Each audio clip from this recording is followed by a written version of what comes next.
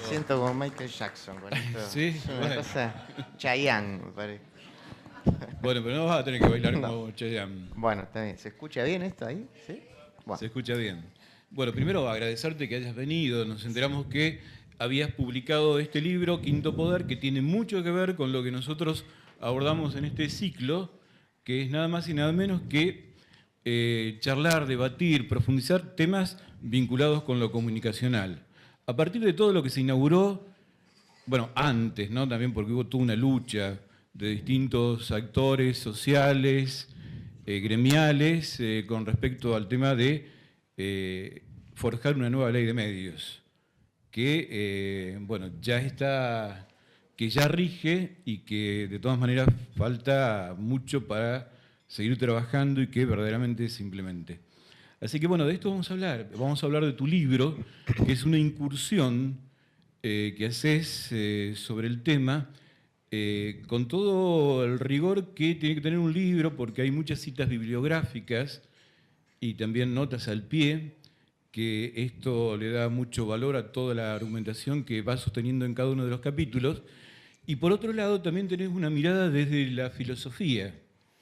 Cuando recién Pedro Bayúgar decía, te podemos mencionar como filósofo, hay una eterna discusión entre los estudiantes y los académicos y la gente de filosofía si aquel que se recibe en una facultad de filosofía es filósofo o en realidad tiene que crear una corriente de pensamiento para ser llamado filósofo. Y él me decía, no, vos decías que no era así. Sí, yo decía que es injusto. Es a la única profesión a la que se le pide tanto, porque imagínense que, no sé, que a un licenciado en psicología se le pida algún tipo de corriente especial para ser llamado psicólogo, a un sociólogo.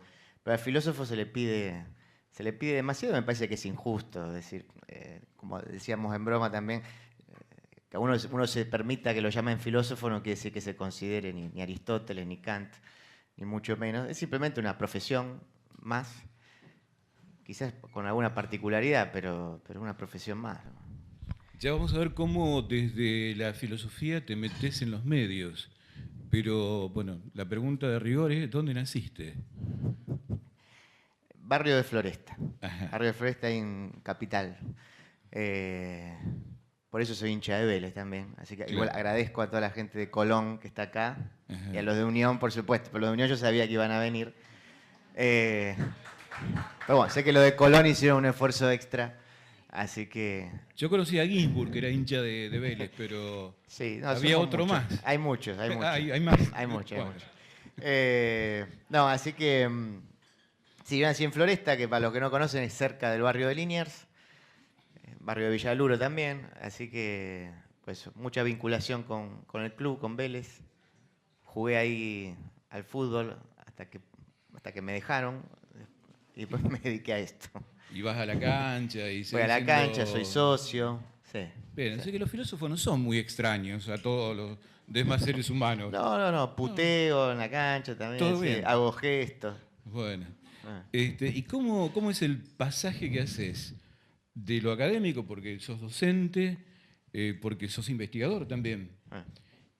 a esto de tener además una exposición mediática en un programa que, por otra parte, polariza opiniones, crispa a muchos, pero también nos permite a otros ver refutación de agendas, plantear los temas que se plantean desde los medios hegemónicos desde otra perspectiva. Mm. Y mira, a mí siempre, o sea, yo hice carrera académica como generalmente se dice y más o menos tradicional, o sea, yo terminé la secundaria, dudaba entre si estudiar filosofía o sociología. En la Universidad de Buenos Aires en ese momento el CBC, o sea, el ciclo inicial tenía las mismas materias en las dos carreras, entonces tuve como un año más para decidir. Finalmente había optado por filosofía y confirmé eso. Bueno, pero así que después terminé la carrera más o menos rápido y después me tomé unos años y hice el doctorado en ciencia política, digamos. Y ya como siendo estudiante empecé a dar clase en la propia universidad, como calculo que sucede acá también, ahí con un porcentaje de las materias aprobadas uno ya puede dar clase. Así que por suerte, o sea, nunca trabajé, es decir, siempre fui docente. ¿Cómo que nunca trabajaste? Acá está lleno de docentes. De docentes que además se reivindican como trabajadores. No, pero suerte... Es como si dijera que los periodistas no trabajamos. Es verdad también. No, tampoco es verdad. Por eso te digo, nunca trabajé ni ahora. No, así que eso, siempre di clase, la rebuscaba dando clases particulares, porque en ese momento el sueldo de la U era bajo, a los que se quejan del sueldo, me acuerdo. Antes de la década ganada. Claro, pues yo empecé en el 99 ya a dar clase. Así que yo me acuerdo, ya en el 2002 creo, por dar una comisión, o que si fuera como una comisión en la universidad, tener un curso en la universidad, yo cobraba 80 pesos como ayudante de segunda. Y hoy debo estar alrededor de 2.500. Estaría bueno que sea más, sin duda, pero algún avance hubo ahí. Bueno, pero digo, esa como la labor académica. A mí lo que también me pasaba ya como estudiante era que sentía que en el ámbito de la filosofía y en el ámbito de la academia hay como una separación muy grande respecto de fenómenos reales, coyunturales, concretos, etc. Y en la filosofía especialmente hay incluso como grandes ramas de la metafísica, la nociología, etcétera, que a mí me encantan, pero verdaderamente me resultan, para decirlo agradablemente, demasiado onanistas. Mucha torre de marfil. Entonces, me parecía que una manera en la cual yo podía tener algún tipo de injerencia en la práctica, yo nunca hice militancia orgánica, quizás también por una cuestión generacional, por la propiedad, cierto descreimiento respecto... No sos de la Cámpora ni del movimiento Evita. No, y además por eso yo soy del 77. Así que toda mi secundaria fue en los años 90, e incluso el ingreso a la universidad también. Así que me parecía que como una forma de ingresar desde lo que yo podía aportar era en un formato periodístico. Decir, bueno, a ver, ¿cómo puedo hacer para aplicar filosofía y política a pensar la realidad, a pensar el día a día? Y entonces, bueno, empecé primero mandando notas a revistas que ninguna me publicó. Después en ese momento empezó como cierto auge de los blogs, digamos, se empezó a masificar internet, aparecieron los blogs, publicaba en un blog personal, le enviaba mails a mis amigos para que me lean, porque evidentemente nadie me leía, sino, y bueno, y de alguna manera u otra, de golpe aparecí en alguna nota en el diario que recién empezaba, que era Miradas al Sur, que es un semanario, en realidad, creo que acá llega. Un periódico, sí, llega los domingos. Sí. Después fue Tiempo Argentino ya, y bueno, después también salió de casualidad por una alumna mía que era productora de 678, yo era televidente de 678, y un día la alumna me dijo, ¿no querés venir al programa? Bueno, dale. Y así empecé a ir como invitado, y después, bueno, un día me preguntaron si quería que me quede, y me quedé. Y aquí estoy. Vos hablabas de la filosofía como algo que básicamente se queda en el análisis, ¿no? Digamos, y hablabas de algunas ramas como la metafísica y demás que son conceptuales, trabajan con el pensamiento y no tienen anclaje con lo cotidiano, con la realidad. Pero hubo otras escuelas, hay otras escuelas, Foucault, por ejemplo, y todo esto que toma el lenguaje como posibilidad también para pensar en la filosofía. Seguramente vos también incursionaste con ellos y ahí te encontrabas con filósofos contemporáneos que trataban de explicar el mundo, pero de una manera más concreta. Sí, lo que pasa es que también eso habría que entrar ya como una discusión acerca de los planes de estudio, que imagino que es una discusión que está siempre en todos lados. Siempre el plan de estudio vigente es perfectible. Y a veces diría que siempre es el peor, pues es algo injusto. Pero es verdad que, por ejemplo, en la Universidad de Buenos Aires casi no había espacio para filósofos contemporáneos. O sea que esas lecturas que vos me decís las tuve que hacer después. Y y a su vez está bien, a ver, yo no sé si acá hay gente que seguramente tendrá su carrera hecha y lo que a uno le sucede cuando termina la carrera es que ahí recién toma conciencia de todo lo que no sabe. O sea, estuvo toda la carrera diciendo, cuando me reciba, qué bueno, todo lo que voy a saber, y cuando te recibís te das cuenta que no sabes un carajo. Y que tenés que empezar, no desde cero, pero justamente que tenés que empezar a leer y a cubrir esos espacios, ¿no? Y digo, la filosofía del lenguaje es algo que a mí me interesó después de la carrera. Claro, y tuviste que estudiarlo tal vez con, a ver, con Tomás Abrán. Digo, si hablamos de Foucault en Yo Argentina, con Tomás Abrán. con Tomás laburé en la cátedra de Tomás muchos años, hasta que a él no le gustó que yo sea kirchnerista y me tuve que ir. Pero con Tomás tuve una muy buena amistad, además de ser hincha de Vélez, él también, por cierto. Claro. Pero bueno, evidentemente, pero de hecho yo, bueno, a un curso que compartí con él en la Facultad Libre de Rosario, quizás alguno de ustedes conoce, el curso de filosofía, ahí yo lo compartía con él, pero bueno, después las divisiones políticas pudieron más. Ruptura fuerte. Ruptura fuerte y dolorosa para mí, por eso no, digamos, públicamente no lo comento. Bueno. Pero sí, además me pareció profundamente injusto. Así que yo trabajé en la cátedra hasta que después de esa ruptura, bueno, decidí que tenía que ir para otro lado. Dante, ¿y cómo veías vos como espectador estos productos televisivos que surgían como 678? ¿Cuál era tu mirada sobre ese programa? Y a mí me pasaba algo que supongo que les pasará a todos, que era que, a ver, en un contexto de medios en el cual había una única voz o había un sentido común y una hegemonía muy clara, de repente apareció un programa donde había gente que compartía con uno cierto pensamiento. Recuerden que 678 surge después del conflicto con el campo. Entonces, como televidente era, bueno, es decir, el espacio, en una cita obligada, decir, bueno, por suerte por lo menos hay una hora y media. En ese momento era las 8 de la noche, con algunos panelistas que no eran conocidos. Digamos, yo a Barone lo conocía más de su participación con Víctor Hugo, de su carta abierta. Él trabajaba también con Valenzuela, pero yo no conocía su trayectoria de años antes en La Nación. Incluso a Sandra Russo quizás sí un poco más la conocía de Página 12, de alguna lectura, pero los demás eran, digamos, no era gente conocida del medio. Así que me pareció como eso, me parecía que era un espacio en el cual uno podía encontrar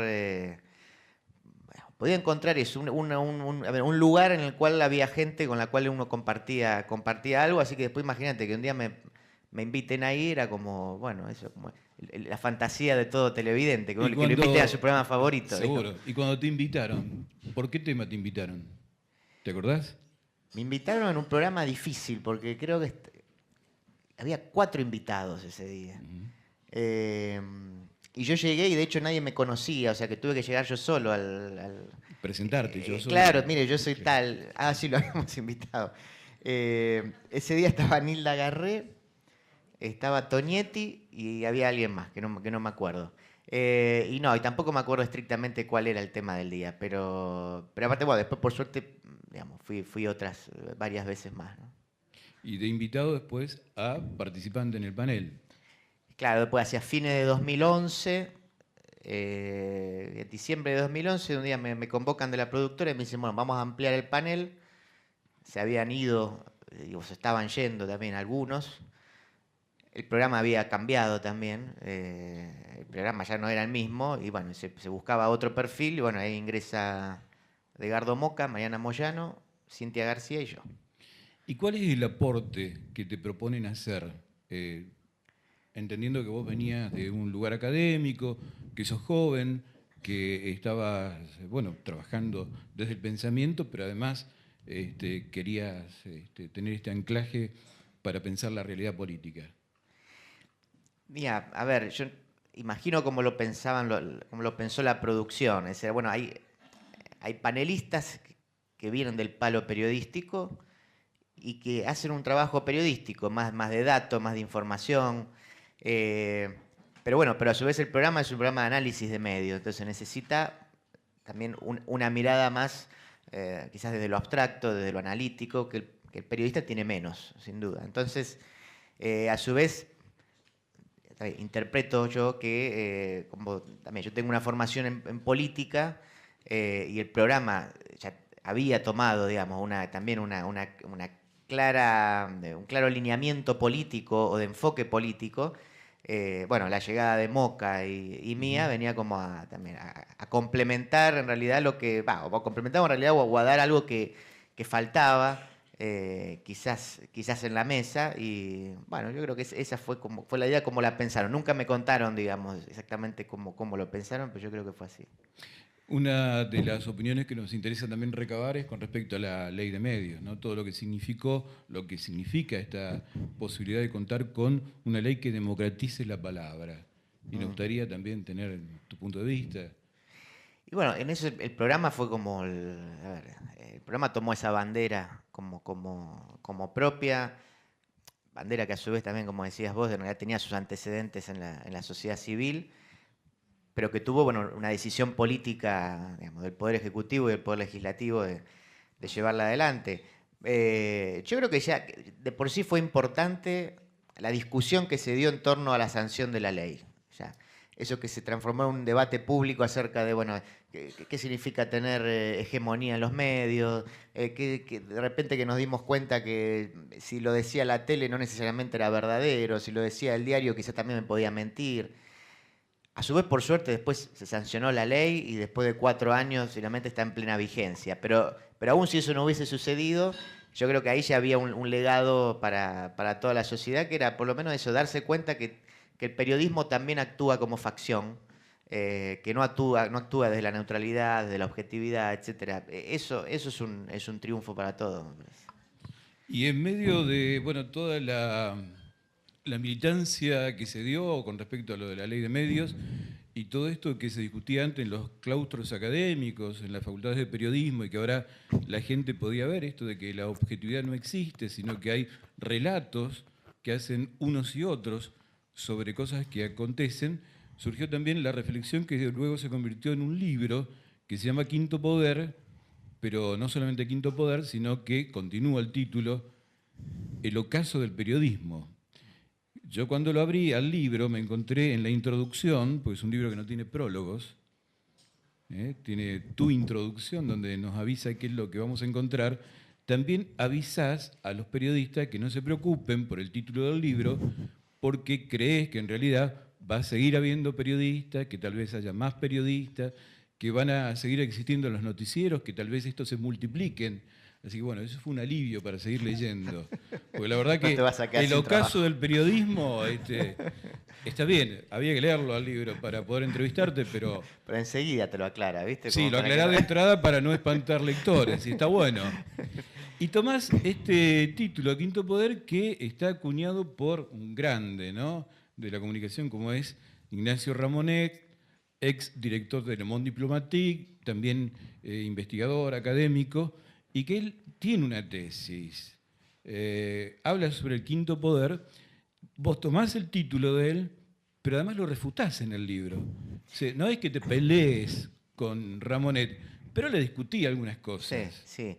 Bueno, a ver, para los que no conocen la idea de Ramonet, lo que aparece es como la necesidad de repensar el mapa de las sociedades democráticas, republicanas, etcétera, tal como las conocemos, donde nos cuentan que hay 3 poderes del Estado, ¿sí?, el Ejecutivo, el Legislativo y el Judicial, que casi siempre se autonomizan, ¿sí?, o representantes que se autonomizan de la sociedad civil y que por lo tanto necesitan un contrapeso o algún ámbito que controle a esos representantes. Así surge idealmente la prensa, como cuarto poder, ¿no? Ahora, lo que venimos asistiendo, especialmente en los últimos años, es que ese cuarto poder en realidad ya no funciona como contralor de esos 3 poderes, sino que extorsiona esos poderes. Tampoco funciona como una amplificación de la sociedad civil, de los deseos de la sociedad civil o de los que no tienen voz. En realidad tiene una agenda propia, se ha transformado en la nave insignia de las corporaciones económicas, de un modelo económico también. Y entonces surge la pregunta, bueno, pero si estos que habían aparecido para controlar no cumplen con esa función, la pregunta es ¿quién los controla? ¿Quién controla al cuarto poder? ¿Quién puede hacerle contrapeso del cuarto poder? Y ahí que surge la idea de quinto poder. Bueno, hay que generar un nuevo poder. Ramonet considera que eso es un espacio de la sociedad civil, es decir, digamos, todos nosotros, buscando, digamos, establecer, si quieren, o disputar una agenda que sea contrahegemónica o una mirada distinta acerca de los temas. Él hace mucho énfasis en las redes sociales. Me imagino que la mayoría de los que están acá son asiduos usuarios de las redes sociales. Son todos blogueros. Así que, digo, imagino que conocen el tema. Todos en algún momento hemos denunciado tal noticia, miren lo que dice tal diario, miren lo que dijo tal persona en tal radio. O sea que eso funciona. Hay un montón de ejemplos al respecto. Ramonet menciona también el tema de los observatorios de medios, que en Argentina algo de eso hay también. Pero me parece que tiene una mirada, más bien desde la perspectiva europea, de la perspectiva iluminista, si querés. Entonces, lo que yo le agrego es que no puede haber quinto poder sin la decisión política y la decisión del Estado. Digo, el caso de la ley de medios en Argentina fue claro. Todos podemos ser, o éramos buenos blogueros, o en Twitter mandamos cosas, en Facebook, etc.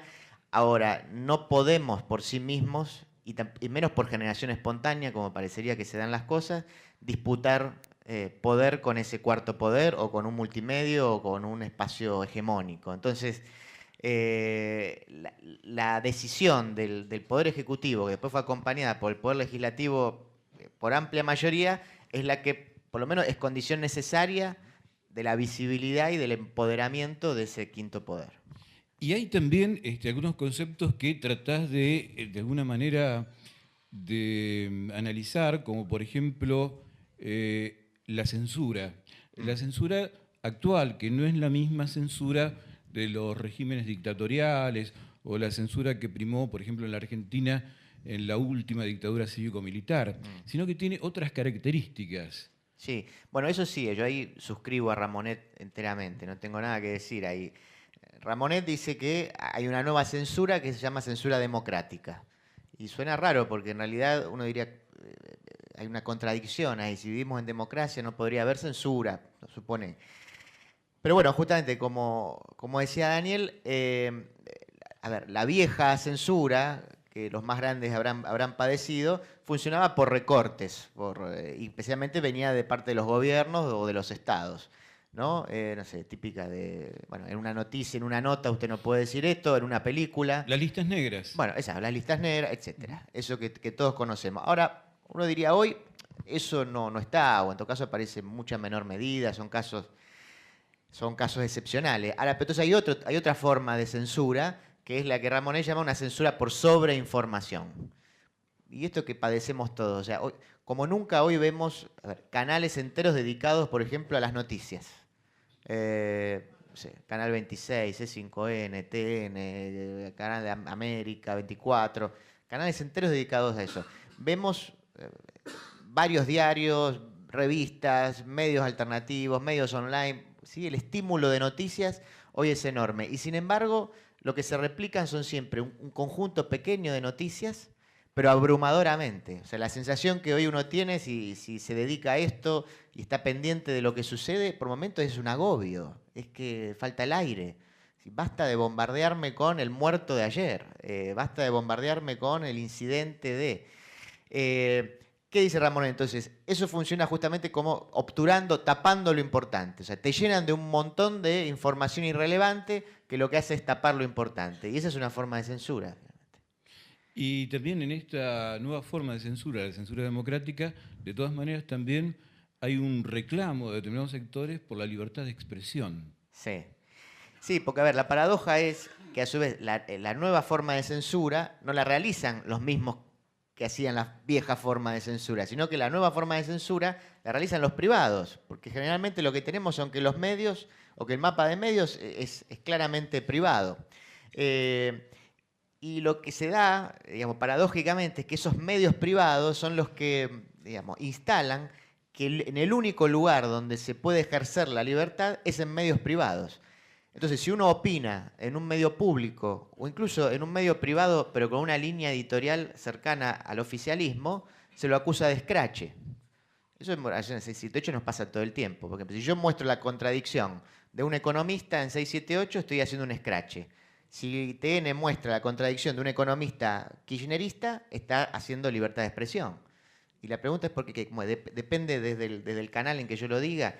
Y a su vez, yo trabajo en Revista 23, que es un medio privado, pero que tiene una línea identificada con el oficialismo en general. Más allá de que trabaja, por ejemplo, Slotoviazda y Tenenbaum, dos periodistas que difícilmente se los pueda catalogar de oficialistas, pero la línea en general de la revista lo es. Bueno, pero desde ahí también se habla de medios paraoficiales, ¿sí? Medios que serían como del propio gobierno. Y de hecho, bueno, hubo un antecedente que fue que el Grupo Clarín denunció directamente a periodistas, algunos de 678, otros de Tiempo Argentino, también a funcionarios, denuncias que llevaban una pena importante, pena de cárcel efectiva, etcétera. Así que, digo, pero se da, yo me acuerdo, y en el libro lo menciono, ¿se acuerdan el día que van todo, digamos, la enorme mayoría de los periodistas de los medios hegemónicos se nuclean en el programa de La Nata con el famoso queremos preguntar, queremos preguntar? Y Magdalena Ruiz Guiñazú lleva un cartel que dice no al escrache a los periodistas no oficialistas. No al escrache a los periodistas no oficialistas. O sea, es decir, sí se podía escrachar a los periodistas oficialistas, ¿sí? Pero a los no oficialistas no. Bueno, eso era toda una síntesis y un síntoma también. Recién decíamos y mencionábamos que lo que permitió 678, bueno, otros medios, pero fundamentalmente el programa este es discutir que el periodismo no es objetivo, que hay relatos de la realidad. Y se puede crear relatos con palabras, se pueden crear realidades con palabras. Este es uno de los tópicos de otro de los capítulos del libro. Sí. Que tiene que ver, ahí sí, con el tema de la filosofía y el lenguaje, ¿no? Y el aporte que hace la filosofía en ese campo. Sí. Sí, eso es lo que se conoce, tiene un nombre raro, pero no se asusten, que sería la idea de la performatividad del lenguaje. Esto de que uno con el lenguaje crea realidad. O sea, a ver, el ejemplo es, a ver, no sé, cuando uno se va a casar y no me ha pasado. Digo, No, pero acá muchos desconocemos ese bueno, episodio. Pues, pero ustedes saben que la gente se casa a veces, ¿sí? Entonces, Sí. bueno, viene sea el cura, o sea el juez, etcétera, y puede llegar aquí y decir, bueno, yo los declaro marido y mujer, ¿sí? Bueno. Perdón, que ya eso es terrible, acá hay feministas. Bueno, es verdad. Que alguien te declare marido. Lo declaro en matrimonio. No, te declaran marido, a él Sí. lo declaran marido, o sea, el cambio de estado civil. Pero a ella la declaran mujer en ese momento. O sea, Es ¿qué era verdad, antes? sí, es verdad. Eso es muy también. loco. Sí. Bueno, yo no sé cómo harán ahora, supongo que dirán lo declaro en matrimonio. No, siguen diciendo ahora. eso. Bueno, pero digo, en ese momento se genera algo que no estaba antes, y se genera justamente por la palabra del juez. Cuando el juez dice, ahora ustedes son matrimonio, vamos a decirlo así, mágicamente aparece, nos constituimos en matrimonio, ahora que podemos hacerlo. Bueno, entonces, ese es un ejemplo de cómo funciona esto de la performatividad del lenguaje. Y a mí me parece que el periodismo, ahora mire, justamente hoy leía, ¿se acuerdan la famosa causa de la bóveda de Lázaro Báez? Que había una bóveda, entonces después la reconstruyeron en un programa, entonces mostraban que la puerta abría, ¿cómo era? ¿Abría para afuera o abría para adentro? Bueno, abría de manera tal que no podía. Bueno, en fin. Se enteraron hoy que la causa fue desestimada por el fiscal. Dijo, no. Y aparte, dijo, no tiene ningún sentido, ahí no hay ninguna bóveda y además no es un delito que haya una bóveda, pues había que empezar por ahí primero, digamos, ¿no? Bueno, pero digo, ese es un claro ejemplo de performatividad del lenguaje. Y en eso me parece que es algo que el periodismo intenta reinstalar. Es que con la sola palabra del periodista se pueda crear realidad. La Nata es alguien que tiene esa potencia, ¿eh? Es alguien que por el solo hecho de nombrar crea realidad. Bastaba con que la Nata dijera, ahí hay una bóveda para que la bóveda esté, ¿sí? Por supuesto con todas las comillas del caso. Pero aún, yo creo que también la palabra del político, y de algunos políticos tiene esa fuerza. Yo creo que en Cristina también hay algo de eso. O sea, es alguien que en su intervención oral constituye realidad. El kirchnerismo también constituye, digamos, la palabra del kirchnerismo es fuerte para construir el escenario político. Así que por eso que ese tema del lenguaje a mí me pareció interesante. ¿Y qué tanto los ciudadanos, las personas, la gente está expuesta a estos medios, consume pasivamente y actúa como si fuera tabula rasa repitiendo? ¿Es tan así o uno resignifica? Te lo pregunto por esto, porque si yo elijo, porque me gusta la cumbia, una radio que pasa cumbia, porque yo ya tomé una decisión antes, no es que la cumbia vino a mí, yo fui a ella. Entonces, si yo miro TN, es porque conozco el mensaje que me van a dar. Más o menos me gusta la línea de Nelson Castro porque verbaliza aquello que yo pienso. Entonces, digo, ¿hay una unidireccionalidad de los medios o el público digamos, no es cómplice, bueno, interactúa también con el medio desde ese lugar? Yo creo que están las dos cosas. O sea, por un lado, a ver, todos elegimos el medio, no solamente los que eligen consumir lo que hoy serían medios opositores. O sea, todos elegimos el medio con el cual tenemos una simpatía ideológica y una línea editorial común. Todos esperamos que el medio nos diga lo que queremos escuchar. Ahora, eso no significa que uno sea estrictamente pasivo en la recepción de esos mensajes. Yo creo que los medios influyen, pero no determinan completamente. En realidad, si no, estaría todo resuelto, o la política sería más fácil, digamos. Habría que controlar los medios y estaría todo resuelto. Las viejas teorías de la comunicación sí tenían esa mirada de una ciudadanía muy, muy pasiva. Miradas más conductistas. Claro, claro. Esto de que, bueno, finalmente el medio, y que aparece mucho también, incluso en películas o en la literatura de los años 60, etcétera. Esto de que la televisión dice tal y uno es una especie de autómata que va. Y por supuesto que algo de eso hay, pero también hay como decís, una resignificación. Eso también es lo maravilloso y lo peligroso a veces de los discursos públicos, que cuando vos lo haces ya deja de ser privado, digamos, deja de ser tuyo, y a veces hay tantas interpretaciones como... a ver, si quieren, la otra vez se acuerdan que Cifrón, el director de esta película que está teniendo mucha publicidad, Relatos salvajes. dijo una frase, ahora no me la voy a acordar exactamente, pero él dijo algo así como: si yo fuese pobre, yo hubiera salido a robar. Pero esa era más o menos la idea. No quiero ni defenderlo ni atacarlo. Ahora, ustedes vieron la cantidad enorme de interpretaciones que hubo sobre eso. Si fue una provocación, si no, si era a favor de los pobres, si era en realidad en contra, si estigmatizaba. Bueno, en realidad el tipo dijo eso, seguramente más se le escapó, quiso provocar en la mesa, vaya a saber. Pero digo, eso también, esa potencia que tiene el medio, también es una potencia que está vinculada a cómo cada uno lo resignifica y cómo transforma ese mensaje. Repasamos algunos de los capítulos y de Por paso, favor. esto está a la venta y él va a firmar ejemplares. Y los autores de libros a veces viven también de la venta de libros.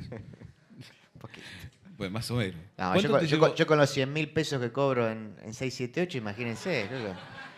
Esto se está subiendo a internet en este momento. Sí. Es tema del domingo a la noche, en un programa que no sé si lo mirás, pero que va por... Cuando me encuentran en los colectivos ahí en la capital federal, me dicen: ¿pero vos ganas 100.000 pesos? Sí, pero me gusta viajar en colectivo para aparentarlo. Sí. De onda lo hago. Sí. Bueno, en el caso del periodismo sabemos entonces que periodista va a haber, pero hay una resignificación también del rol del periodista, ¿no? Y tal vez, bueno, esto ya lo digo yo, no lo decís vos, tal vez ante esa abundancia que te apabulla de información, justamente el rol del periodista tenga que ser el que guíe o el que esclarezca o el que de alguna manera te vaya trazando alguna referencia para no quedarte sin aire en esa maraña informativa, ¿no?, con la que te acosan muchas veces. Hablamos de que con las palabras se puede crear realidad. De relatos y lectores relatados, capítulo 3. El obstáculo, un elefante argentino, la guerra de los mundos, museo político del prólogo Catástrofe, museo político, perdón, está dos veces eso, porque hay parte 1 y parte 2. ¿Sobre qué trata este capítulo? Bueno, por aquí tomo una novela de Macedonio Fernández, no sé si la leyeron, que en realidad es una novela de La prólogos. de muchos prólogos, sí. Pues, ¿sí? 50 y pico de Sí, yo me acuerdo cuánto, prólogos. sí. Y que entonces uno entonces lee un prólogo de 2 páginas, se dispone a leer la novela y no, y viene otro prólogo, y después viene otro, y termina, ¿no? Y finalmente. Y la sensación, y haciendo el juego, era que muchas veces lo que uno ve en algunos medios, eso siempre es un prólogo de la catástrofe que está por venir y nunca viene. Y después vas y lees otro prólogo y otro, y finalmente y nunca viene. Y uno siempre está esperando y por suerte no llega. Entendemos por qué no tiene prólogo el libro de él, ¿no? Ahora entendemos. Macedonio. Bueno, hay un capítulo en donde hablas de la lógica mediática, ¿no? Hablas de la velocidad, de las noticias, de cómo una noticia va, digamos, lo efímero también de las noticias, ¿no? Que van reemplazando a otras. Los candidatos del no lugar, Mm, ahí hay una incursión también desde la filosofía, ¿no? sí, Ollera, el que hablaba de los sí, no lugares. sí. Bueno, y también hablas de la verdad y los actos de fe. Ahí me quiero detener, porque eso está bueno. Muchas veces en los eslogans de noticieros, de informativos, mencionan esto: conozca toda la verdad y nada más que la verdad. Sí, sí. Sí, la mayoría de los noticieros tienen algo de eso. Aquí está la realidad, usted está informado, esto es lo que usted tiene que saber. Pero yo creo que es un contexto en el cual es muy difícil estar informado. Por lo que decías vos antes, que en realidad eso uno recibe, o sea, ya no solo por los medios tradicionales, sino que encima uno es consumidor de redes sociales, recibe todo el tiempo información cruzada, fotos, imágenes, trucos, etcétera. Y entonces se da una paradoja, y es que en el contexto de una sobreinformación, en realidad uno finalmente termina eligiendo casi por una cuestión de fe. O sea, yo le creo a tal, le creo a tal. Siempre debe haber sido así. El punto es que hoy eso quizás aparece con más fuerza. De repente vos decís, bueno, a ver, pero esta misma noticia, ¿cómo puede ser que este me dice A y este me dice no A? Pero es la misma noticia, o sea, no puede ser. Bueno, entonces, ¿cómo uno elige ahí? Y bueno, finalmente elige por simpatía, evidentemente por identificación y por algo que uno podría llamar algo así como la fe. No quiere decir que sea estrictamente irracional eso. Pero sí que, bueno, como finalmente, bueno, y yo me determino por esto y bueno, me ubico de este lado.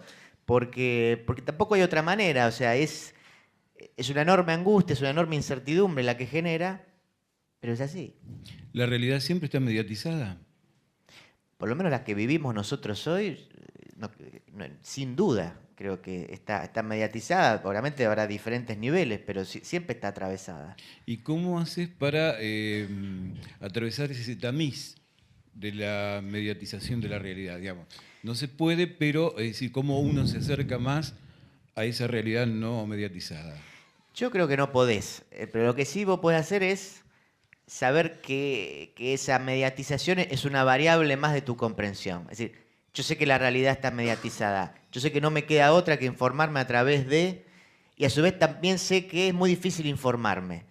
Yo lo pensaba, eso no está en este libro, pero cuando, ¿se acuerdan que hace algunos años estaba la discusión sobre periodismo militante y periodismo independiente? Que de eso hablas en el último capítulo. Bueno, por eso, en De el eso hemos último hablado. hay algo aparece. Pero, bueno, estaba esa discusión. Y lo que a mí me parece es que en realidad está mal planteada, o está tergiversada.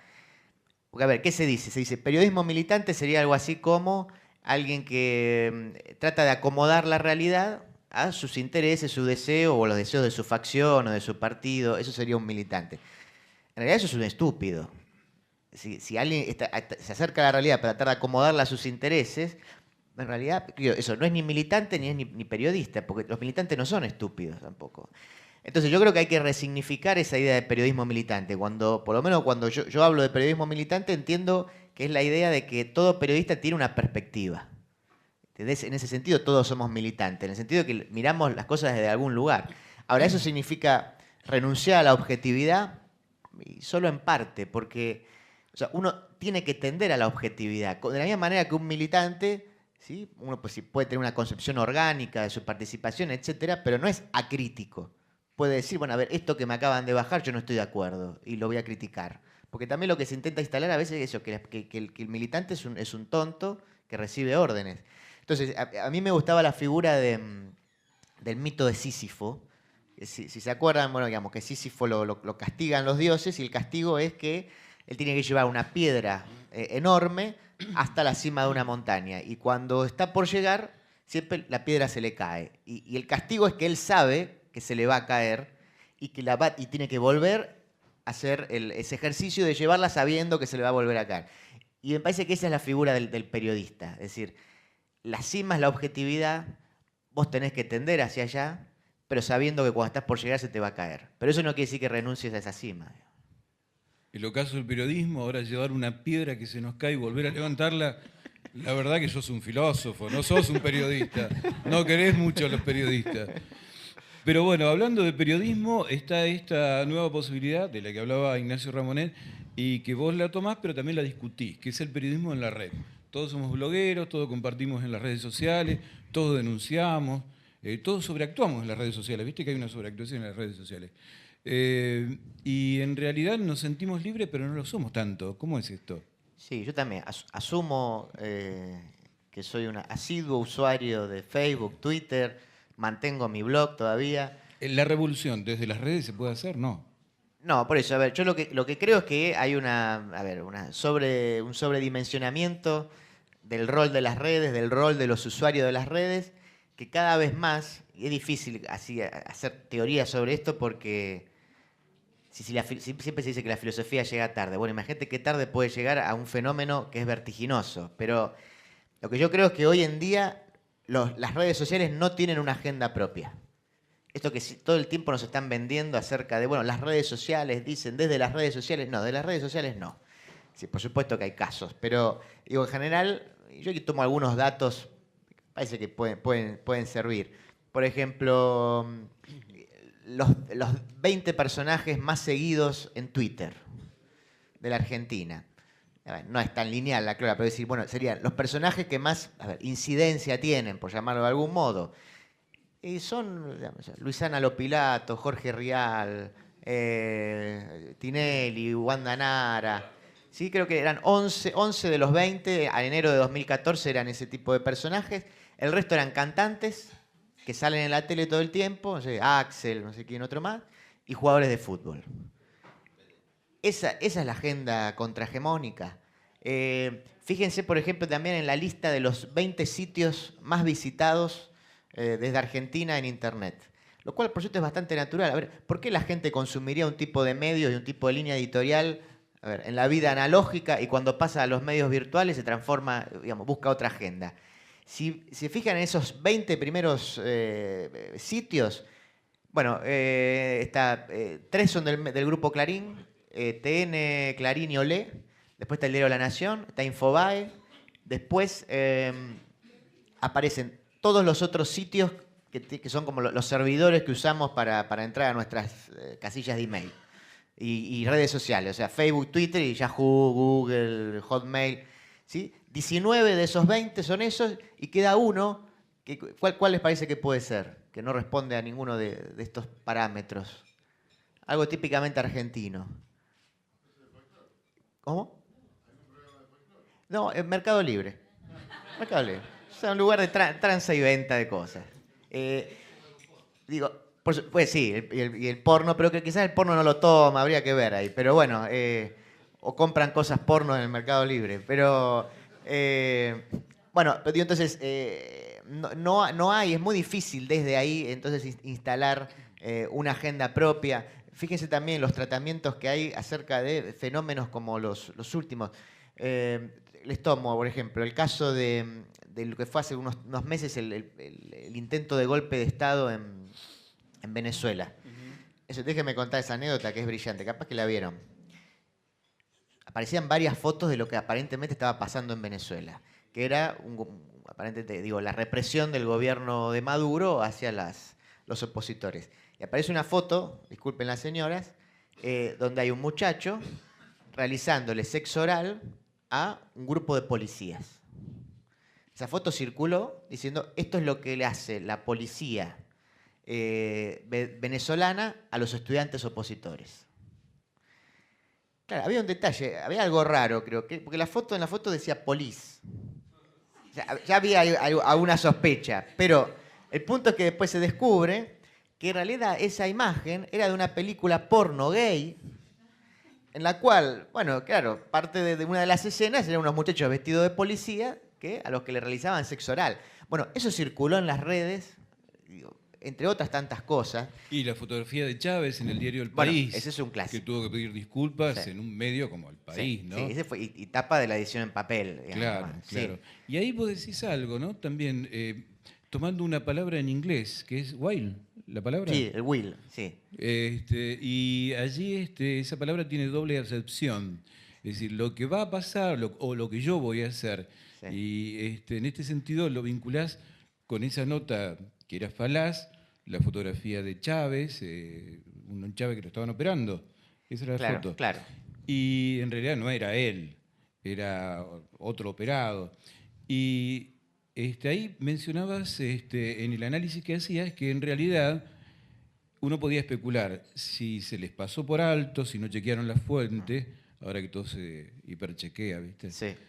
Bueno, El País parece que se adelantaba y no hiperchequeaba también las cosas, y así salían publicadas. Pero el tema es que también decías, bueno, pero en realidad podría ser lo que el diario El País quería que sucediera. Sí, sí.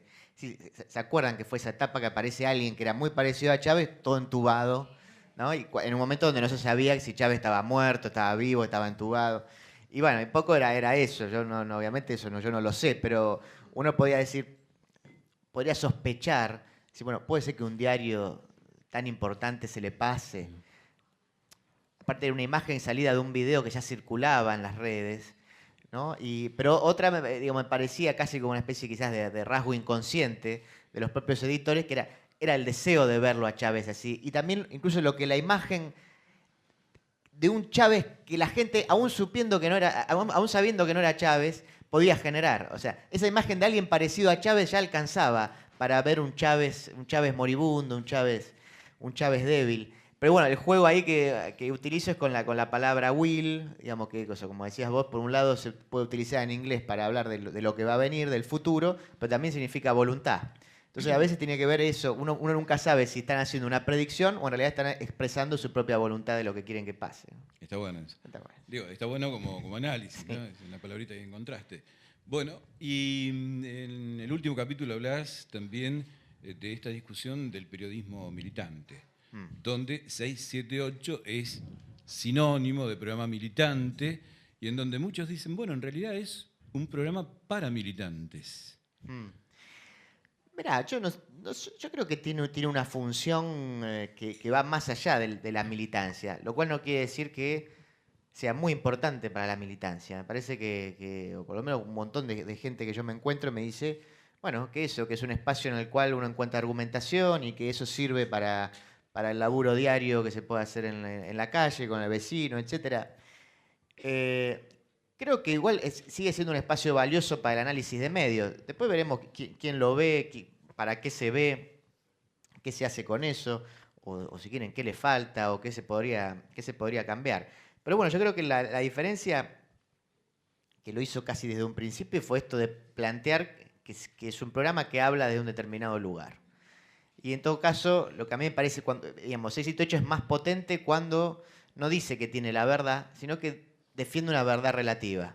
Y lo que dice es, ustedes también tienen una verdad relativa. O sea, los que dicen que tienen la verdad, en realidad también tienen una verdad relativa. En eso incluso hasta diría que hay una cierta lectura, digamos, incluso dicho por el propio Kirchner también, cuando Kirchner en sus primeros discursos él habla del kirchnerismo como una verdad relativa. Que a mí me parece un elemento, digamos, muy democrático de la política, frente, paradójicamente, a otros discursos, digamos, que hablan de contrato moral, de la moralidad de la política hecha por ángeles, política de la verdad. Una política de la verdad es claramente discriminatoria porque hace que toda aquella facción que no tenga tu posición está en la mentira, ¿no? Es algo verdaderamente peligroso. Incluso el propio Perón también, cuando hablaba de, digamos, gobernar es persuadir. Hay algo que tiene que ver con el relato, con los discursos, digamos, la persuasión justamente también como un elemento caro a la filosofía, desde los sofistas hasta hoy, los sofistas que aparecieron digamos, fueron denostados por la historia, pero el sofista pensaba esto, que la política era el arte de la persuasión. Y la persuasión supone que no hay una verdad, sino que hay verdades relativas. Y que lo que hay es un intento de convencimiento. A mí me parece que eso es la política. Ganaremos elecciones si tenemos la capacidad de convencer a la gran mayoría, y si no, perderemos y esperaremos nuestra ocasión.